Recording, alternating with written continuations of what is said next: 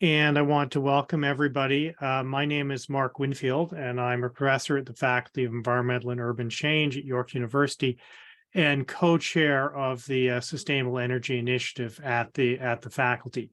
And today we're continuing our seminar series on options around decarbonization, especially in the electricity sector, but more widely as well, with Professor Madeleine McPherson from University of Victoria. But before we start, as we usually do with formal events at York University, I'll begin with a land acknowledgement. And because we're in a virtual mode, I ask you to reflect on your own location and the history behind those lands and how they came to be as they are now. The university itself recognizes that many Indigenous nations have longstanding relationships with the territories upon which York University's campuses are located that precede the establishment of the university. York University acknowledges its presence on the traditional territory of many Indigenous nations. The area known as Takaranto has been caretaken by the Anishinaabeg Nation, the Haudenosaunee Confederacy, and the Huron-Wendat. It is now home to many First Nation, Inuit, and Métis communities. We acknowledge the current treaty holders, the Mississaugas of the Credit First Nation. We also note that this territory is subject to the Dish with One Spoon Wampum Belt Covenant, an agreement to peaceably share and care for the Great Lakes region. Indeed, as I've mentioned before in the seminar series, one of the things we need to do is, in fact, to do a session on developments around energy in remote First Nations communities, because it is one of the places where some of the most interesting innovations have been going on in the process of moving communities off diesel, and also providing for improvements in housing quality and energy resiliency in the process. But today, we're going to focus more at a national level, and our guest is Dr. Madeleine McPherson, who's an assistant professor in the Department of Civil Engineering at the University of Victoria, and she is also the principal investigator of the Sustainable Energy Systems Integration and Transitions Group at UVic. Professor McPherson and her team are developing a platform to explore electrification energy system integration to co-create decarbonization pathways. Professor McPherson is also a founding executive member of the Energy Modeling Hub, which is designed to convene national dialogue between modelers and policymakers around decarbonizing Canada's energy systems. And Professor McPherson today is going to focus on stakeholder engaged modeling as a policy development tool. We are to some degree going to use the power shift study that was done for the David Suzuki Foundation looking at net zero options for Canada as a touchstone, but I understand Madeleine's going to touch on a number of other initiatives that she's working on as well. We've done this before, so I'm sure everybody knows the procedure. Ask people to keep microphones off to prevent any kind of feedback. I generally ask people to use the raise hand function in Zoom if you can, because that helps to keep speakers in order. The other challenge has been, although people sometimes put questions in the chat, we've also seen that entire other meetings start happening and debates going on in the chat space, which sometimes then makes it hard to pull out where the actual questions are. So just a reminder of that, but you can put things in there as well. I'll do my best to keep an eye on what's happening in the chat as well. So with that, I'm going to give the floor to Madeleine, and we've got the deck queued up. So I think we're good to go. Great. Thanks so much, Mark. And thanks for that great introduction. And thanks to all of you for taking the time to be here today. I'm going to talk mostly about stakeholder engaged modeling. And as Mark mentioned, I'm going to focus specifically on the David Suzuki Foundation report that we did a while ago. But more broadly, I'm going to start this presentation kind of stepping back for a second, focused on stakeholder engaged modeling for the deep decarbonization of our energy systems. So what I'm going to do is start by laying out the challenge at a very high level, as I see it, which really centers on the complexity and the intertwined nature of electrification. I will then go into the sort of a two-pronged objective that we see for getting around or for trying to engage in energy systems decarbonization, and a platform and institution that Mark referenced that we're developing to try to facilitate this work in Canada. I'll then go into an overview of several stakeholder engaged case studies before I dive into the details of that one case study in particular, in which we co-created and developed model-based insights in collaboration with the David Suzuki Foundation. And then finally, I'll move on to some reflections about stakeholder engaged modeling and future works and next steps. So if we step back from 10,000 feet, this work is really focused on decarbonizing our energy systems as rapidly and as effectively as possible. And what this has meant as far as strategies and policies is concerned has been developing over the last few decades, as I'm sure many of you are aware. But where we are now, especially in the Canadian context, where many of our power systems are largely decarbonized, thanks to our hydro endowments, particularly in BC and Manitoba and Quebec, the conversation is really turning more to electrification and getting those end uses that are still fossil dependent electrified using low carbon electricity. But understanding and implementing electrification really comes with a number of challenges. So in today's presentation, I'm going to focus on two key issues that my team is tackling.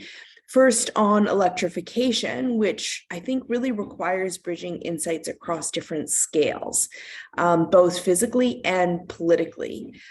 So what we need to do is get our results from modeling, not only to deliver insights at each of these individual scales, so whether that's looking at a specific end use like an EV or a provincial power system, but also understanding the effects of these different scales and these different issues that as they span and as we scale up.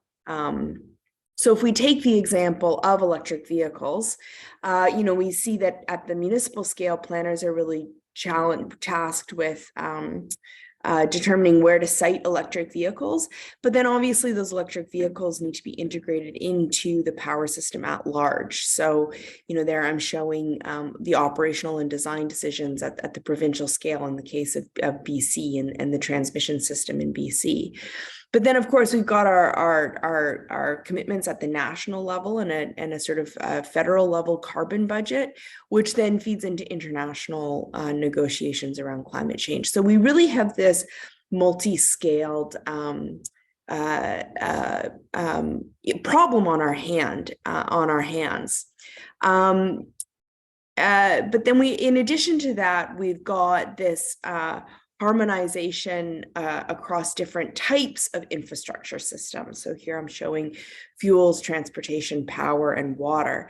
And again, EVs can be used as a good example of the integration between the transport and power systems. But we can look at other examples too, like hydrogen, which seems to be making a comeback that integrates power and fuel networks, or even our longstanding hydro assets. We need to be viewing with increasingly a lens on climate change and how uncertainty around climate change is driving uncertainty in water availability, which clearly impacts the power system.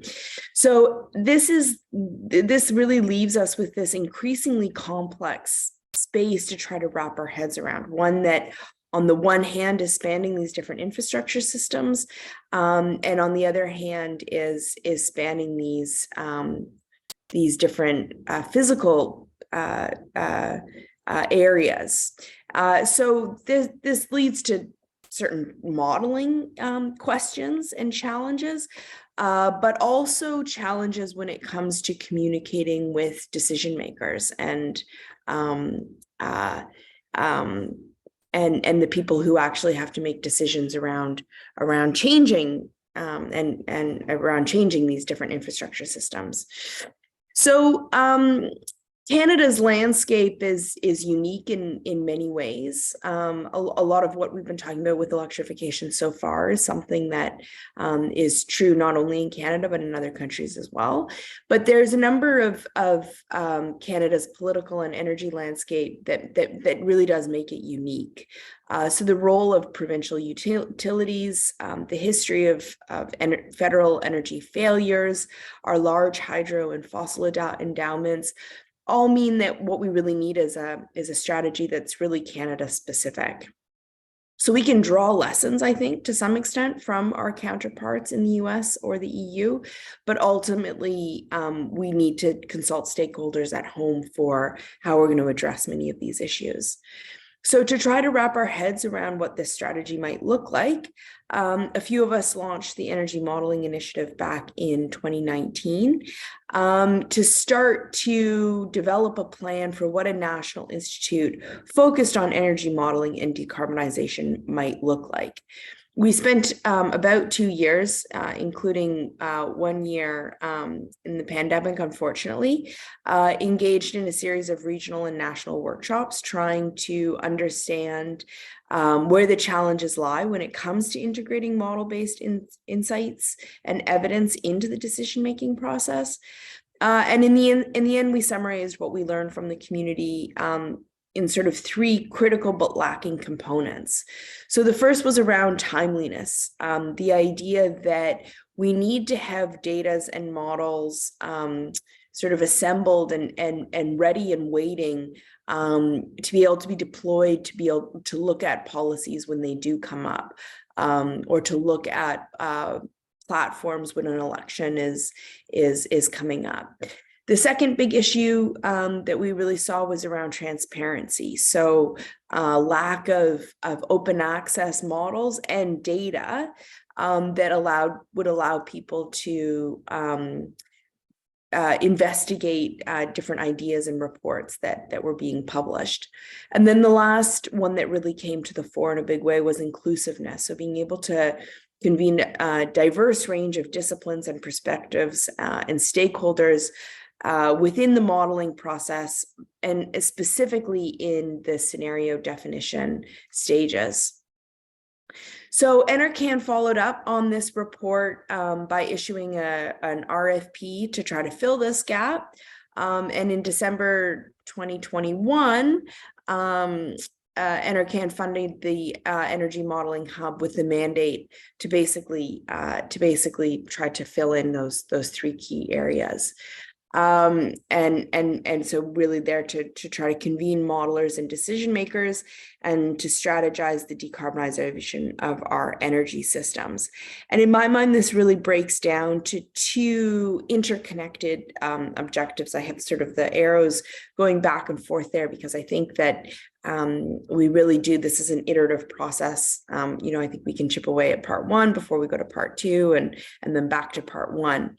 So part 1 is to be able to model the deep decarbonization of our energy systems, really to be able to explore. I think we're still to some extent in the exploration phase. We have targets in mind, but how the pathways that are going to get us to those targets, I think there's still questions there that merit some exploration. I think there are some things that we know, and there's some things that we still don't know. So exploration, I think, is a big part of that first objective. But then the second part of the objective is, we need obviously to act on climate change now.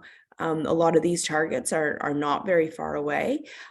So we need to be able to support deep decarbonization actions and policies now by delivering relevant and impactful insights to decision makers who are tasked with this. So this really brings me to the second and third part of my presentation, which is focused on delivering these objectives through 2 prongs that I've identified here. The first prong is a software platform that we're developing really to enable this work. And the second prong focuses more on the projects that we're undertaking to actually do this work with stakeholders in a series of engaged model-driven analyses. So let's start with the first prong, the modeling platform. So what we're developing here is an open source modeling platform that can generate insights on pathways to net zero and effectively communicate those insights to stakeholders. So the models themselves are really just one part of this much broader software suite. Pillar B there, shown in the middle. We also need to collect, store, and maintain the data that goes into those models. And then we need some way of visualizing the results and communicating their meaning with the stakeholders at hand. So on that first pillar, on the data side, we've put together the coders database, which a number of researchers, perhaps some of you on the call, and government agencies have looked at, reviewed, provided feedback on, and this is really grown into a community effort, people pointing us to different places where data exists, contributing to the database, finding errors or bugs in the database that maybe we've left there. And so this is, and it's continuously growing. And so this is something that I encourage you, if you don't have access to it, and energy systems data is something that you need or have, this really is a community effort that's out there. And so please do get in touch if you need or want data, or if you have data that you're willing to share. The second pillar is really on our modeling suite, in which we're trying to fill in a good chunk of this landscape. So this slide might be a little bit familiar. On the left-hand side there, you've got the infrastructure systems that I referenced at the beginning of this presentation, and then on the x-axis there, the different spatial temporal resolutions. And what you can see mapped in the middle are a suite of energy systems models that span these different infrastructure systems and these different spatial temporal scales. So each of the bubbles, each of the colored bubbles in the schematic represents a discrete model that we run in our group, and the associated spatial temporal scale on the x-axis and infrastructure system on the y-axis.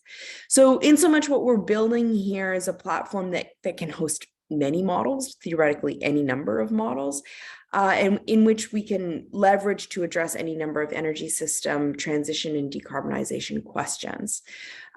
Each specific model in the platform was designed to address a specific energy systems question. So, for example, the power system model Silver does a deep dive into the operational aspects of the power system. It can be run on its own, or it can be run in tandem with, for example, a building system model if you want to do a deep dive into heat pumps and the impact of heat pumps on the power system, for example. So when taken together as a platform, we can start to look at cross-cutting issues that extend beyond the scope of any of these individual models. So an important feature, I think, really of this model is that we maintain each of these models as distinct standalone entities. And this allows for a few things. It allows us to leverage the institutional momentum and the expertise that has gone into each of these models. So Energy Plus, for example, is a well-known building system model that has benefited from years of research and development by experts, by building system experts.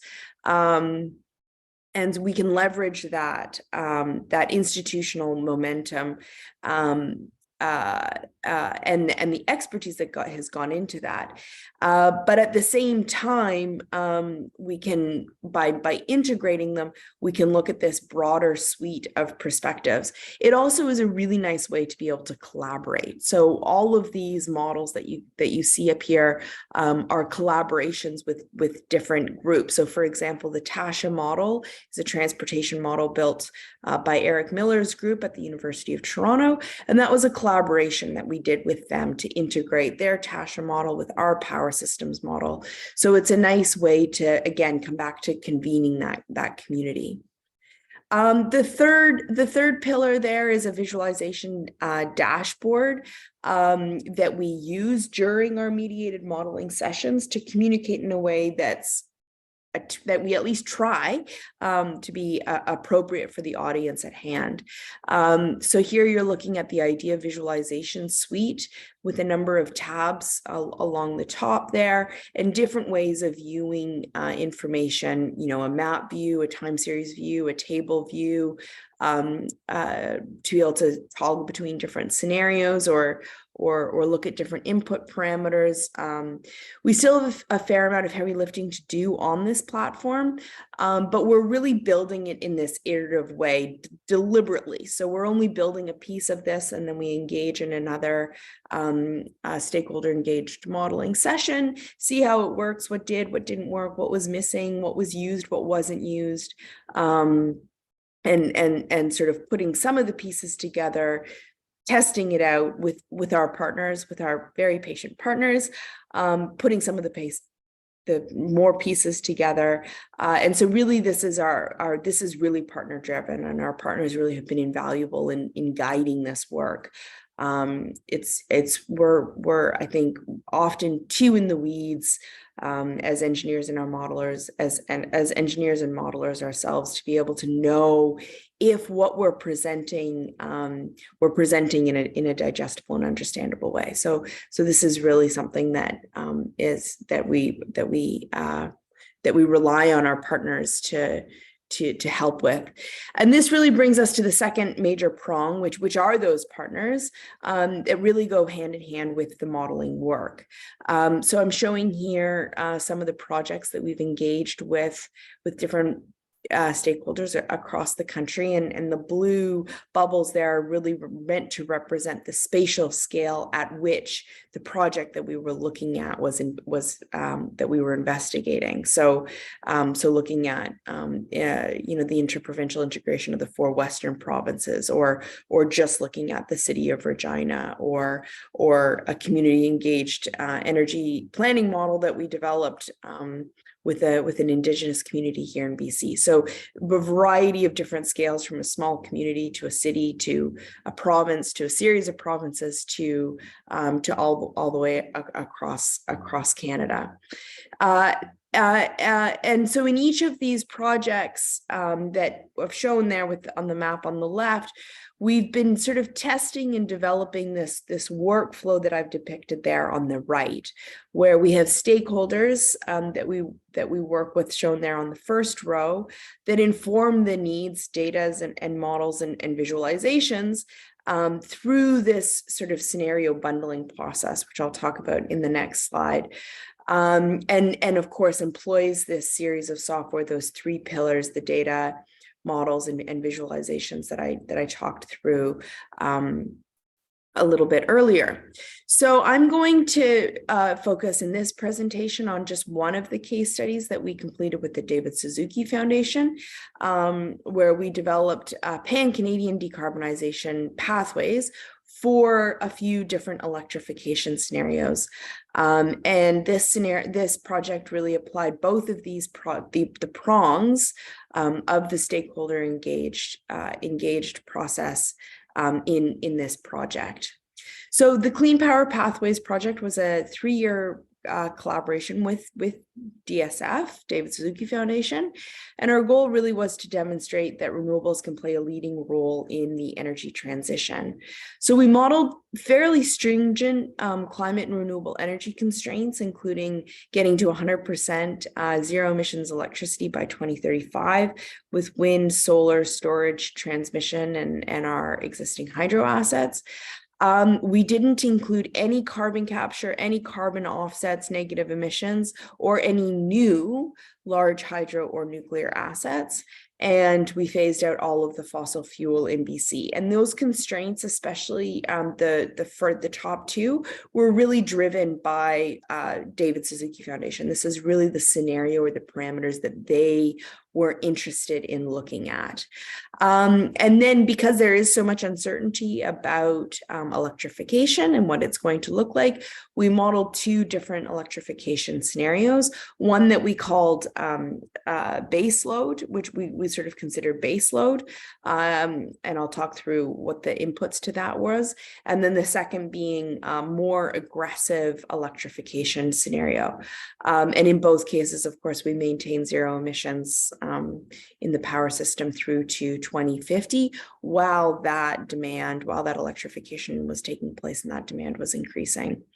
In some ways, this is, an ambitious study in terms of not including a number of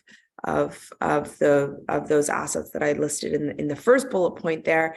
But in other ways, it was somewhat of a cautious report in that we didn't go as far, I don't think, as in terms of relying on demand response, distributed renewables, or emerging storage technologies. So that's just to say, I think there's other forms specifically of flexibility that we, I think, could have tapped into, but didn't, and yet our scenario still ran. So in some ways, I would call it both preliminary and a little bit cautious. And it was really, really wonderful to work with the DSF on this study, because not only did they bring a lot of insight into crafting the scenarios themselves, but they also have, a huge readership. I think it's over 1 million Canadians who subscribe to their newsletters, as well as really strong government relations and an advocacy machine, at DSF.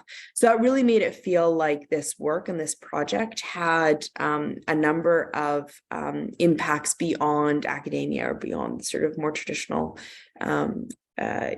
journal articles that we write. So before delving into the results, I just want to present the workflow that we undertook with the Stakeholder Engaged project. So we really launched the project in 2018, and you can see there the DSF assembled an expert advisory committee across Canada, including energy associations, consulting firms, civil society organizations, and DSF also developed a survey of 150 energy sector experts that they then combined with inputs from the advisory committee to be able to craft those to craft the scenarios that we then modeled. So based on this analysis, DSF decided to focus on the electricity sector and decarbonization and electrification. So then following on from that, we did a bunch of iterative modeling. I think we did 8 different sort of back and forth iterations, bi-weekly meetings with DSF over the course of more than a year, going back and forth on the results, what looked right, what didn't look right, how to refine the scenarios. This was a very iterative process, very engaged process on both sides, both on the DSF side and on our side. And then we also went through quite a long process to figure out how to actually communicate those results. And we actually had 2 sort of parallel communication strategies, DSF more on the report writing side of things, and public engagement side of things, and our side more on the academic, sort of journal article side of things. And then in May 2022, finally the harmonized report was released that DSF wrote. So we modeled, as I mentioned, 2 scenarios for different load profiles, which really differed based on the degree of electrification out to 2050. So the business as usual or zero emission scenario used demand projections that we collected from each of the provincial utilities, which only partially accounts for electrification. Interestingly, each of the utilities across Canada are assuming differing degrees of electrification.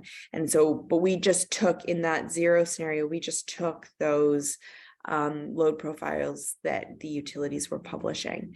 Then in the 0+ scenario, we partnered with EnviroEconomics, who used the GTEC and IESD models to produce hourly profiles for each province from the year 2025 to 2050. And that was more of a bottom-up assessment of electrification of buildings and transportation. So both of the 0 and 0+ scenarios start off fairly comparable from a load perspective, not surprisingly, but the gap between them starts to grow more and more as we get closer to 2050. So by the time we get to 2050, there's actually 250 terawatt hours difference between those two scenarios. And so these electrification load profiles were then used as the inputs to our supply side models. The copper model is a capacity expansion model that optimizes the generation and transmission build out of our power system. And then the silver model goes in and actually runs the power system on an hour by hour basis to give us dispatch results and make sure that the load can be met at every node in every hour using optimal power flow and unit commitment of each of the assets on the system. So on the supply side, these are fairly standard, capacity expansion and dispatch models, but we did put a fair amount of effort into improving some of the representations that are particularly important in these highly renewable and highly electrified scenarios, specifically in Canada. And so one of the big things that we did was really improve the representation of hydro assets, particularly complex hydro assets like cascading hydro systems. And we also developed a bi-directional linkage between copper and silver, meaning that the outputs of our capacity expansion model inform our dispatch modeling, which is fairly standard. But what's less standard is for the dispatch model to actually feed insights back to our capacity expansion model and actually reparameterize our capacity expansion model where we see that there's operational infeasibilities that fall out from the capacity build out. So our spatial resolution was really driven by the fact that we needed to represent Canada's power systems as basically 10 distinct provincial power systems, but that also we need to have those national level insights to be able to look at things like interprovincial transmission. So as was constrained, as you can see, the capacity expansion results, all of the fossil fuel electricity is indeed phased out by 2035. Existing nuclear reaches the end of its useful life by 2040, and no new nuclear is built after that. And again, that was one of the DSF constraints that they wanted to impose on the modeling work. By 2050, we see that more than 80% of the capacity is wind, solar, and storage, and the remainder are those existing hydro assets that we have on the system. So in the 0+ scenario and this is the scenario that has the higher levels of electrification, we see that total capacity in 2050 is about 414 gigawatts, which is about 2.8 times what we have in the base year of the modeling work, which in this case is 2018. Total generation by 2050 is almost 983 terawatt hours, which is about 1.8 times the base year of 2018. So this means that we need more than 50 gigawatts of new wind and solar to be built in each 5-year period. So this build looks like about 22 new 4-megawatt wind turbines and 160 new 10-megawatt solar farms being installed every year, which is more than 5 times the previous record that we've seen in Canada. So the big message here of the report is obviously this is a huge amount of infrastructure that we need to be building. But what's interesting is that it's actually in line with what other countries have already demonstrated to be possible. So in the US, there was 14 gigawatts of wind and solar capacity that was added just in the first half of 2022. In Germany, which has 1/15 the surface area of Canada's provinces, they installed 28,000 onshore wind turbines, which totaled about 56 gigawatts of capacity. And moving forward, Germany expects to continue adding about 10 gigawatts of wind annually. And so while there's obviously very different country characteristics, between the US and Canada, or Germany and Canada.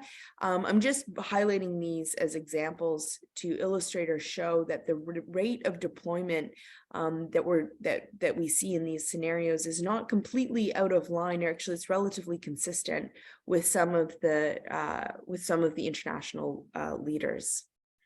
We also found that interprovincial, and this is actually one of my key takeaways that's really driving a lot of my focus and work now, is that interprovincial and interregional transmission capacity really helps enable renewable energy integration. The map here is showing interregional transmission capacity across Canada by 2050 for the 0+ scenario. And then the graph on the right is providing a little bit more detail on that in terms of the planning period associated with each of these interregional transmission capacity build outs. And I'm sure as many of you have heard of the so-called provincial pairs, so BC and Alberta, Saskatchewan and Manitoba, Quebec and Ontario, that are basically combinations of provinces with large hydroelectric capacity combined with provinces with really fantastic wind resources. So what we see is that these interties really allow for sharing of the flexibility in hydro-rich regions with wind regions that are really have ample low cost and zero emission wind generation. So when unconstrained, our capacity expansion builds over 50 gigawatts of new transmission capacity. This was seen as potentially politically and socially infeasible. So we limited the total transmission on many of the lines just to make it a little bit more realistic. And those are the values that you're seeing there on the screen. As to be expected with clean electrification, we see that the electricity system really underpins emissions reductions in the energy system more broadly by switching from fossil fuel sources to electricity in transport and buildings and industrial sectors. So annually, we're seeing about 200 million tons of emissions reductions by 2050. And between now and 2050, we see 3 billion tons of greenhouse gas emissions saved. So this is about 27% of the total emissions reductions that we need to get to Canada's zero emissions goals. So jobs are obviously a hot button topic, and especially in the government relations work that DSF wanted to engage in. So we used a separate modeling, a separate model from NREL, the Jobs and Economic Development, or JEDI model, that allows us to look at the labor requirements across different sectors getting out to 2050. So what we see is that between 2025 and 2050, the transition would support about 75,000 full-time jobs each year. And these values, but really only account for the direct construction, operation, and maintenance of wind, solar, and pumped hydro, and as well as the transmission build-outs, but it excludes any kind of indirect jobs like manufacturing jobs that could be created, or any jobs that might be coming out of those high electrification, that high electrification transition. So I'm just going to wrap up now with some reflections, starting with some of the challenges of stakeholder engaged modeling. And so one of the reflections that I would have is that stakeholder engaged modeling really requires a lot more adaptability than I think we're used to as modelers in the academic space. So really what we need to be able to do is address the question that's being asked by the stakeholder, rather than one that we're sort of geared up, tooled up to, or that's maybe the most convenient for us to address as a modeler. There's also a lot of pressure around timeliness. So producing results according to somebody else's timeline or schedule, rather than, whenever we're ready, with the very open-ended timelines that we're more used to with journal submissions. The audience is entirely different, and so we're trying to communicate insights in such a way that's effective for a stakeholder rather than peers in an academic space, and trying to do this in an engaging way that's inclusive and encourages some kind of sense of ownership over the outcomes. We're also trying to have a diverse impact, right? Developing insights for a range of stakeholders that span these different geographic scales, sectors, disciplinary backgrounds, while recognizing differing degrees of energy or modeling literacy. But there's also a lot of advantages that come with the stakeholder engaged modeling, which I think make those challenges worth it to grapple with. The first is really around pluralism in the modeling space, and being able to produce insights that are more valuable because they represent a more holistic suite of viewpoints. So even with the very limited series of modeling projects that we've done so far, it's clear how the focus of one and the interest of one stakeholder is informed by the outputs of a previous modeling project. And this pluralism also within a specific project, so that's sort of pluralism across modeling projects, but within a specific project, really what we saw really recenters the conversation from one that's focused on prediction and getting results totally right and inputs completely correct, to one that's more focused on exploration, discussion, uncertainties, problem framings. So it's like it turns out to be actually quite a more interesting conversation, I think. And then the last one there is, I think, sort of raising the bar generally in terms of improving energy and modeling literacy and pushing the conversation forward, not just in the academic space, but across a broader suite of stakeholders who we really do need, who we really are relying on for the energy transition. I think it's important, though, to highlight some of the risks of stakeholder engaged modeling, and the first one is I actually read in a paper, and I loved the line "negotiated nonsense." So you do have to be a little bit aware of this when you're on the modeling side or the technical side of things, that you're that sometimes you are pushing back on ideas or suggestions that are maybe rooted in insufficient climate or modeling literacy. There's also this ongoing issue of increasing complexity that can introduce a lot of confusion, and ultimately my fear is lead to inaction with that increasing complexity, aside from, I think, increasing the possibility of making errors, just getting lost in the complexity. And then the last thing that we haven't, I don't think, encountered so far, but I think theoretically it's an idea out there that we should be aware of, is empowering different or ineffective groups who could actually push for counterproductive narratives. So just in conclusion, we find that stakeholder engaged modeling is productive in furthering a constructive conversation, which I think will ultimately help the transition and energy system, but it really does have to be conducted in a thoughtful manner. And so experts in other and more established fields have navigated similar risks and developed insights that I think as energy system modelers, we can learn from. So we could point to examples in climate modeling or integrated assessment modeling. But by employing the scenario bundling process, in a few of these different case studies, we're able to foster engagement in modeling and develop a shared understanding that I think is a little bit more comprehensive and consistent, and develop pathways that are actually aligned with a broader suite of values.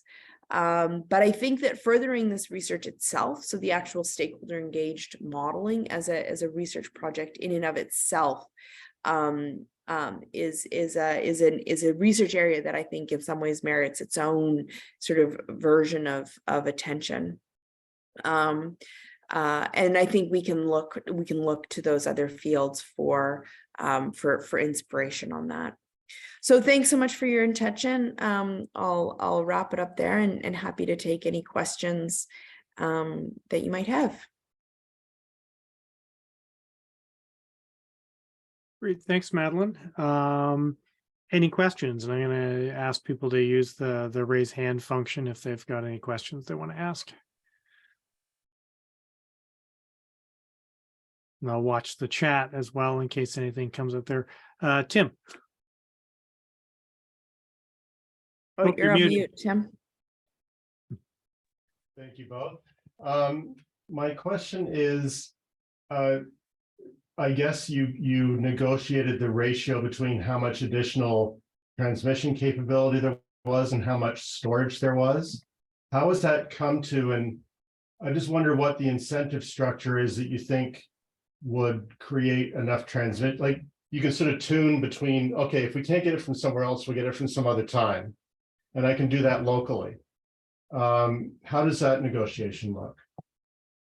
Yeah, so I mean, I think that the interprovincial transmission connection, I really do see this as something that we the broader community really need to be focusing on at this point. I think that you know, the amount of, if we can kind of do what we want as far as modeling is concerned, we take out social or political realities, we end up with a huge amount of interprovincial transmission build out, because that flexibility and that sharing of capacity is just so valuable. If we don't have that, the amount of it, like if Alberta is just an island that, an islanded system, that just the amount of additional wind or solar or both that you have to build in order to actually operate that system in a net zero way every year around the clock, it's just an astronomical amount of capacity, and the cost that goes with that, the land use implications of that, so on and so forth, right?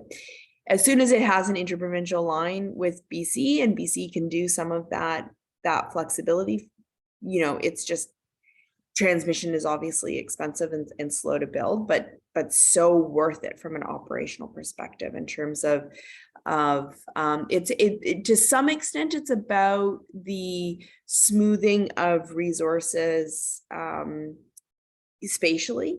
That's actually a bigger phenomenon though, I think, in the States, where you've got solar in California, wind in the Midwest, and huge load centers in the East and the West that are 3 hours apart from one another.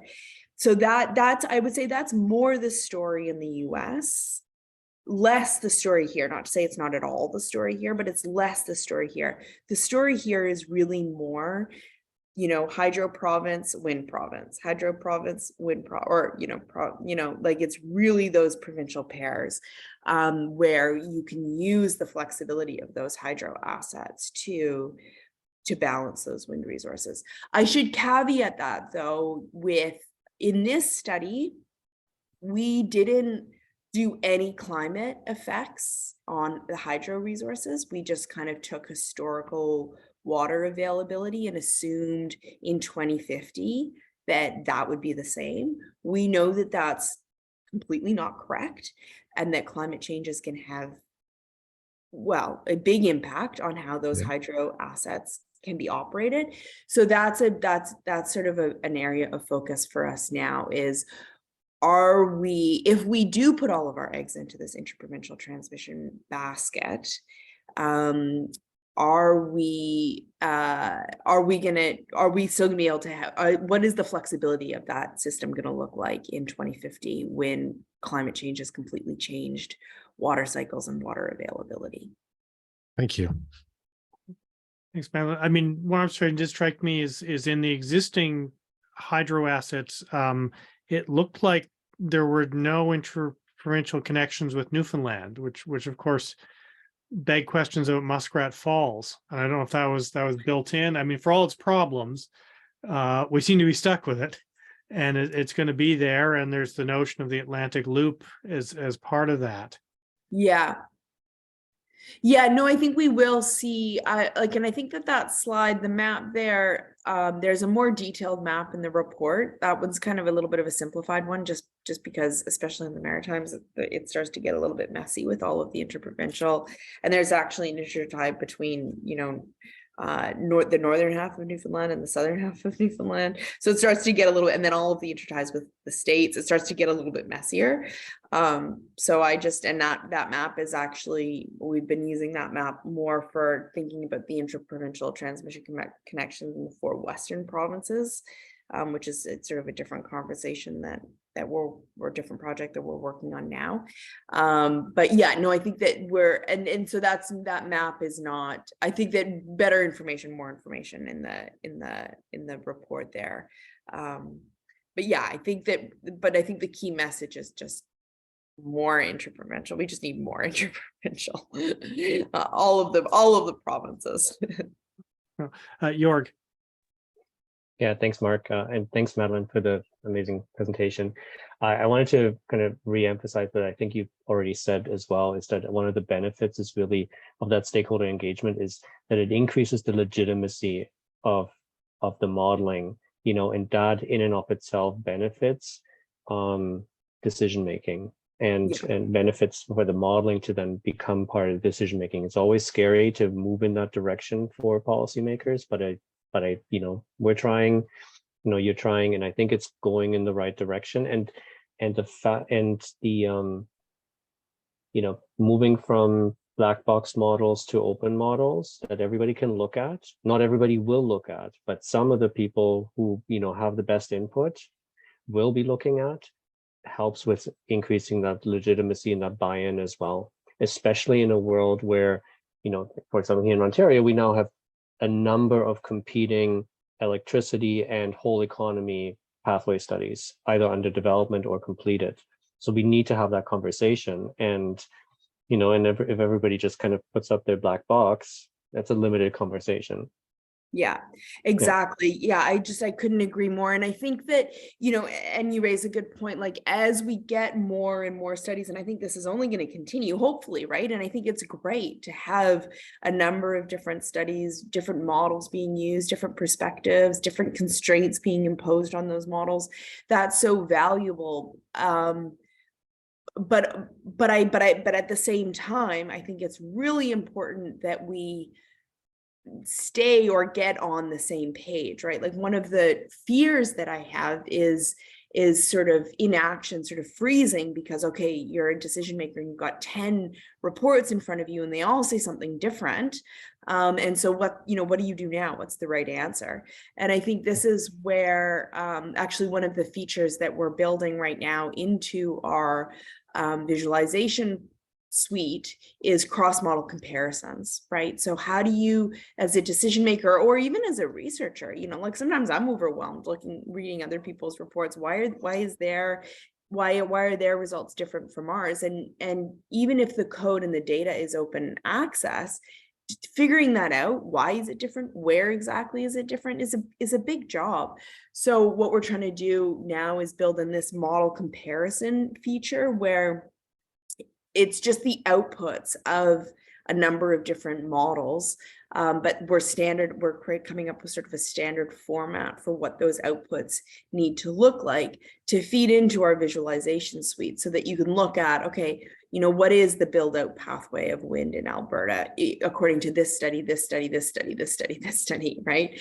And hopefully, I think what I really want out of that is, where are there steps or issues or themes along those pathways that are robust? Basically, every modeling group is coming out with the same high level insight versus, if you make a small assumption change about the cost of nuclear, for example, do we end up with a completely different future, one that's based on nuclear instead of based on renewables, for example, right?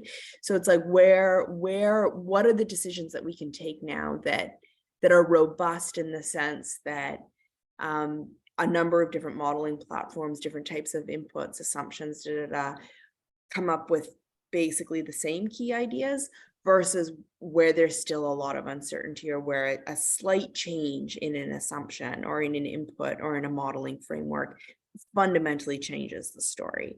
And I think that, yeah, so that's something that we're building into our visualization suite now, because I think it's great, all of these modeling studies that are coming out, but I think we do need to understand how and where and why they're different.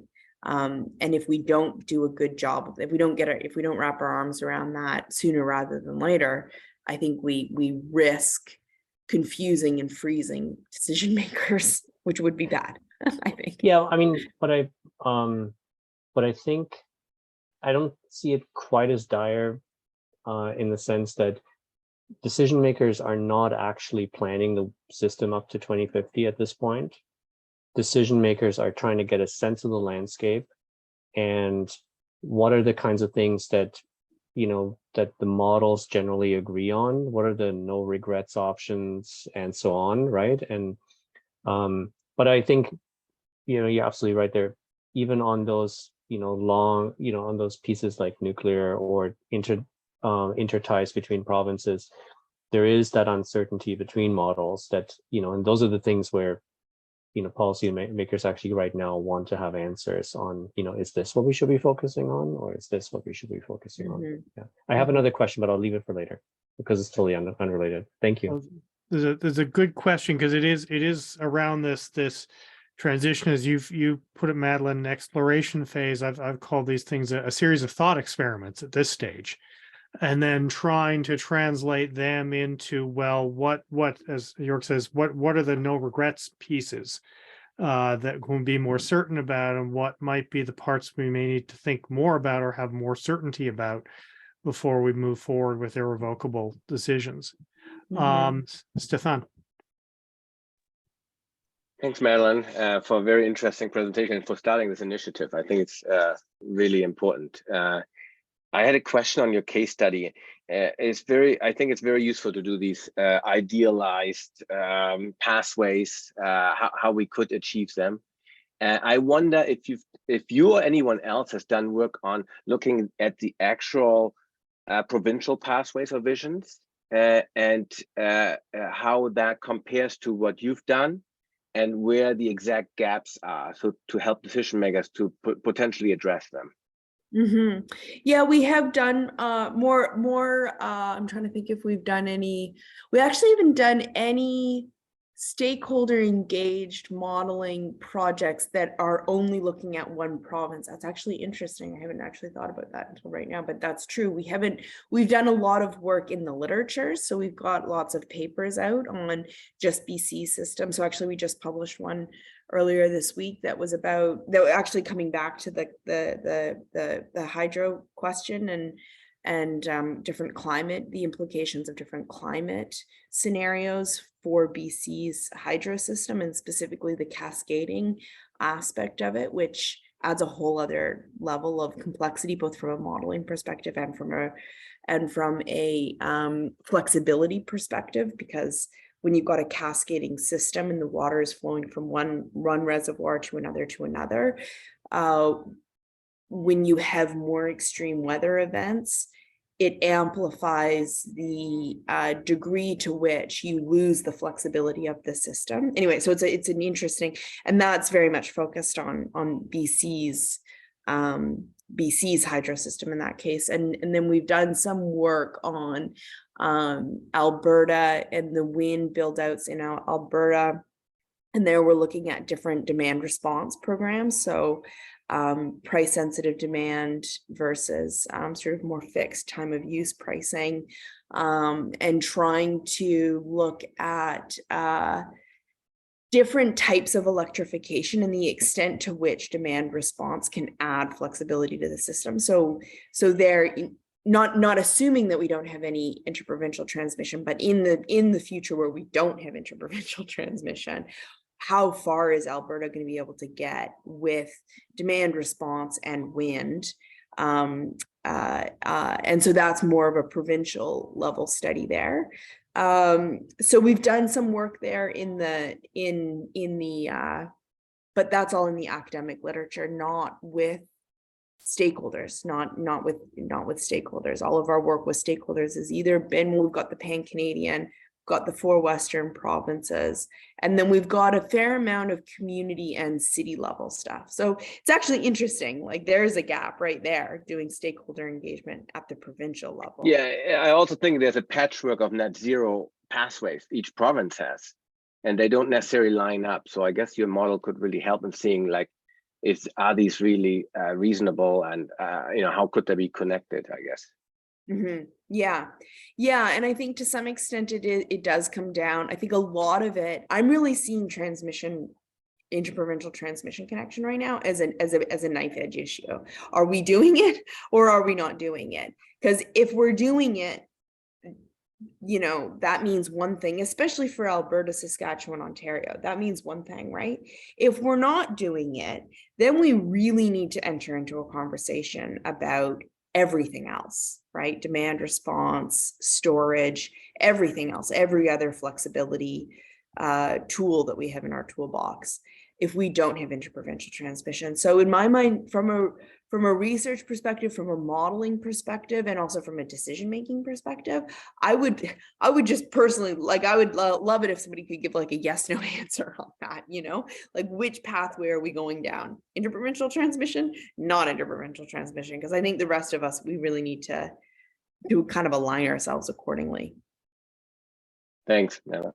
I'm thinking, I think we have to get Pierre-Olivier Pinault in from HEC to talk about what's going on in Quebec. Exactly. And what the actual potential there is that would be available to Ontario, for example. Yeah. And I think he would be saying we're looking, because of his work in the East, we're focusing more on the West. So that's why all my examples are, well, and also I personally am obviously in the West. And so but it's, it's really inspired by his work and the huge benefit that he was finding in the East of interprovincial, and it's the same more or less in the West, same high level stories, different details, obviously, but same high level story. But I think if he were here, he would be, sort of, like, nodding, like that he would agree that this question of interprovincial transmission is really a important one, an impactful one. Jorg, are you in follow-up on something, or can I go to a new question? Super quick follow-up. I think there's a principal kind of difference between the high-level political decision informed hopefully by evidence on whether we go big on interprovincial or even interties with the states, as as in the northeast of of North America might be the best option, and the kind of more localized options that are ultimately driven by consumer behavior that may not be, whether that resource becomes available is not so much, whether driven by political decisions, but whether, people actually want to install batteries for other reasons too, or whether, whether they're willing to have their EVs contribute or participate in other demand response and so on. Yeah, it definitely. Yeah, I think to some, maybe I'm being a little bit lazy in my thinking, but I think to me, to some extent, those other solutions are harder in some ways and more expensive. So it's kind of like, not always, like I think there's a certain amount we can do with demand response that I think we should be doing kind of regardless of interprovincial transmission. But getting the flexibility in the system that we would get from interprovincial transmission only with demand response, I think would start to get to a pretty unpalatable level for most people in terms of, you know, the impacts that it would have on how you use energy and when, you know. Well, that's an interesting segue to a question we've got in the chat, which is specifically around essentially what we called an earlier, asking proportion utility scale versus smaller scale decentralized, what we've called distributed energy resources in the system, and asking, were there any findings in terms of cost effectiveness or recommendations about how much effort to put into smaller scale renewables, or we've had a session on DERs more broadly as well. And so here's where that fit into the analysis here. Yeah, so we actually didn't look at any distributed resources in this study. We were only looking at very large scale wind transmission connected wind and solar projects, and so that's one of the things that I sort of put into the bucket of I'm not conservative is not the word, but where there could be more resources than what we modeled in this study. So we could be going further, cheaper potentially with some of those distributed energy resources, but that was one of the limitations of the study. That was something that we did not actually really get into, nor did we actually get into demand response. So we've done more work in other studies on demand response, and really trying to wrap our heads around how much flexibility demand response could bring to the system. But that wasn't something that we integrated into this study either, into the DSF study, that is. Okay. Jason Lee's got his hand up. Yeah, so first of all, thank you so much for providing that presentation and insight. For me, I'm really interested in the stakeholder engagement aspect of the model. And so I noticed in the report that you engaged 150 experts. So I was wondering well, the first question is, how did you select those stakeholders? And obviously it's very broad. So like, what is the breadth of perspectives? And then how did you deal with skew in the end in terms of like determining maybe not consensus, but the end results? Yeah, so that was all David Suzuki Foundation. We actually did no, like we being UVEC, our team, we actually had no, we weren't involved in that survey work at all. So that was entirely the DSF who created that survey, administered that survey, and then took the insights from that survey and really used it to inform a lot of their, like how they would then define the scenarios to us. So this was I would say like part of the collaboration for me as an academic that I really enjoyed, in that I'm an engineer, I'm not a survey person at all. So I actually couldn't even begin to tell you how to run a survey or, how to deal with skew or bias or anything like that in like any of those methods, completely out of my wheelhouse. And so that was, and so for me, it was interesting. It was great to collaborate with a group who administered the survey and has the expertise and then to use those results how they wanted to, which in their case was really about informing the scenario inputs. And so that was, that would be a better question for Tom Green, or who is really sort of behind that survey. We've got so much. Another question from the chat, and one which was in my mind too, is beyond demand response more broadly, on the demand side, DSM type potential contributions, and how were they handled in the exercise in terms of the demand forecast, in terms of things like efficiency potential studies and things like that?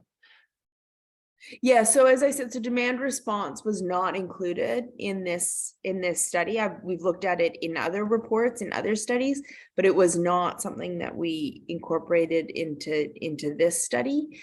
And I would actually categorize, in my mind, demand response and energy efficiency are actually two very different buckets. Yeah, absolutely. Demand Yes. response doesn't, and different people have different definitions, but my definition, the way that I use those words, demand response does not decrease overall energy use.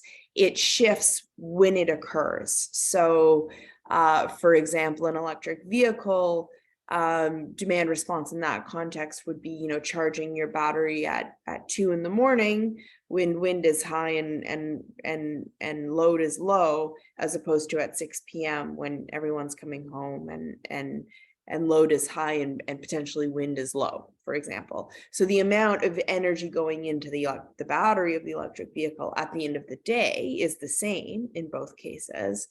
But the time when that electricity is going in to the battery could be helpful for the grid or harmful, or exacerbate issues on the grid.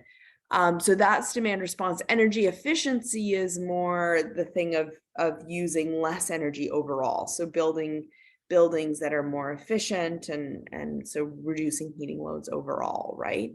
Or driving less, or efficiency and consumer behavior that reduces demand overall.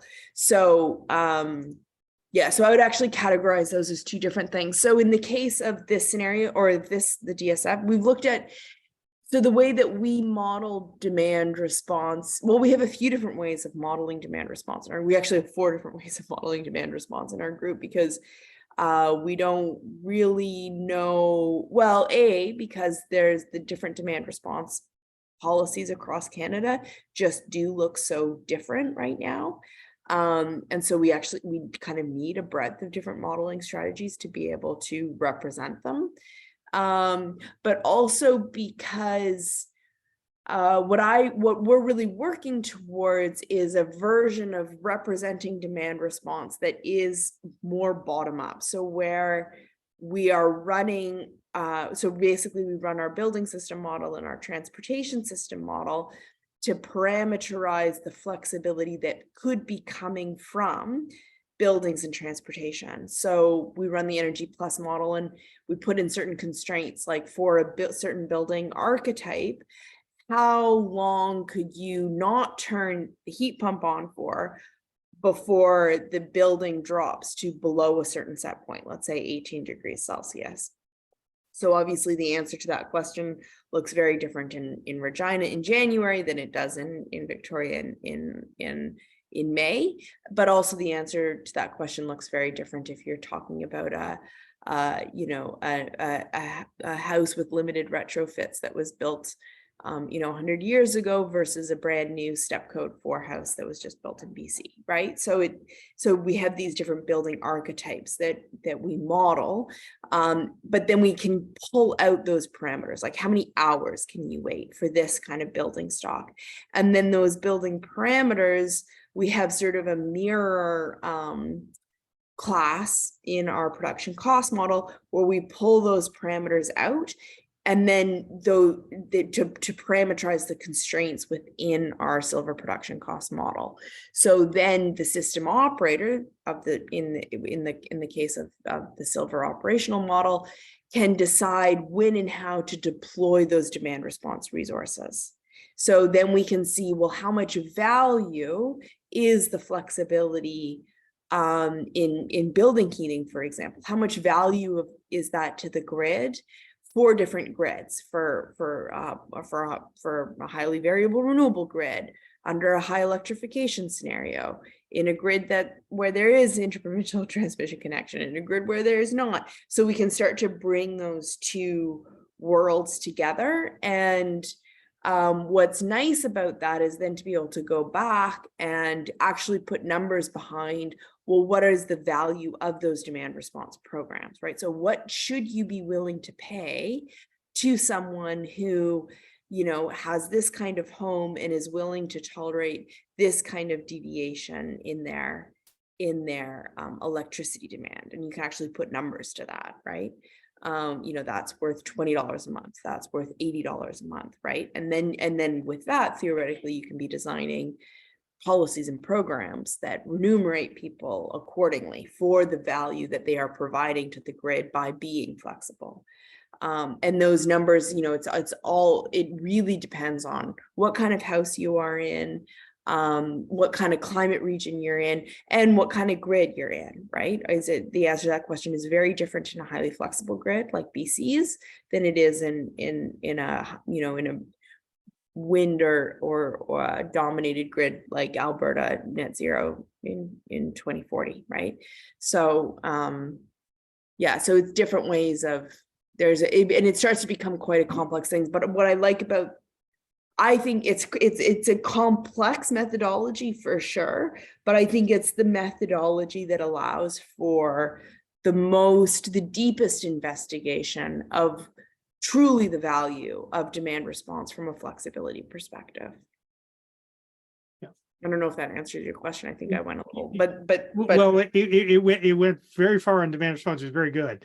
Yeah. And I mean, I think the original question was also though on the energy efficiency side as well. That how I think the implication is how good an understanding do we really have of the efficiency potential, and how did that feed into the demand forecasts that you use? Yeah. Modeling? So on the efficiency side, so we ran two different demand scenarios. The baseline one was really just from the utilities. So that's whatever it is that the utilities are or are not assuming about energy efficiency, electrification, all of the rest of it, right? So whatever BC Hydro is putting into their assumptions about load in 2050, those were the assumptions that then went into that that baseline profile, for better or worse, right? And the challenging thing there is that the utilities are making different assumptions, right, about electrification and efficiency. So it's not really an easy answer to say, okay, well, this is assuming that, you know, this degree of electrification, because what Hydro-Quebec is assuming is different than IESO, is different than BC Hydro, is different than AESO. So we just, in that baseline scenario, the answer to that question is really whatever it is that the utilities were assuming. Then in the high electrification scenario, that scenario was really focused on electrification of buildings, transportation, and industry. So it was a lot more power at the end of the day, but it was with new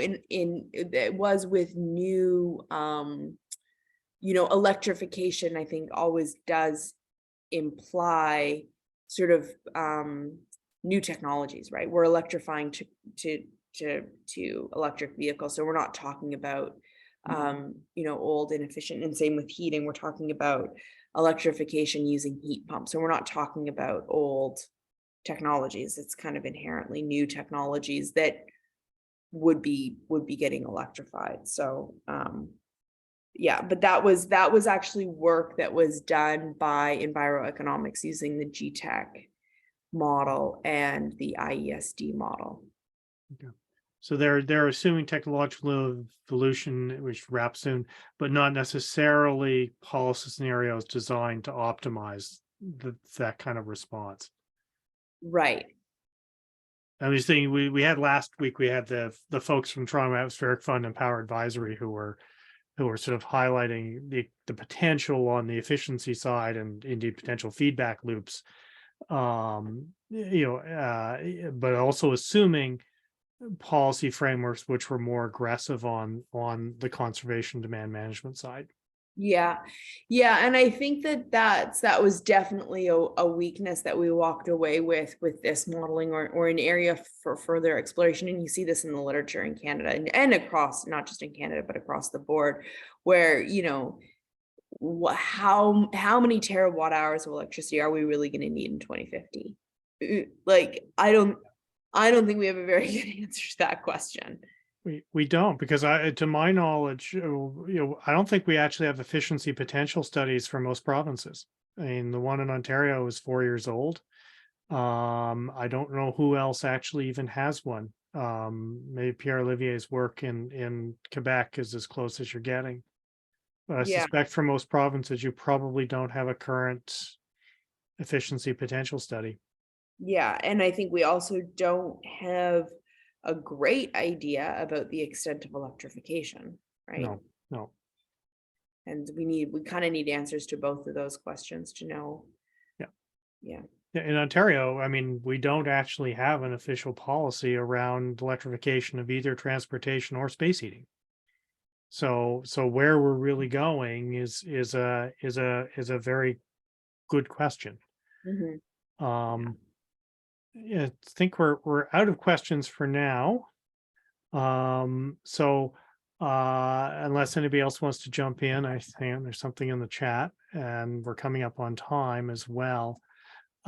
Just thanks for the session, which is I was going to do too. Clearly, our next event is going to have to involve Pierre Olivier and Joanne from HEC in Quebec on their work on what's happening there, and I will be reaching out to them for that purpose. But for now, I'd like to thank Madeleine for this. Has just been a fabulous session, very, very interesting. And we'll have it up on the we'll have it up in YouTube on the EUC channel pretty soon.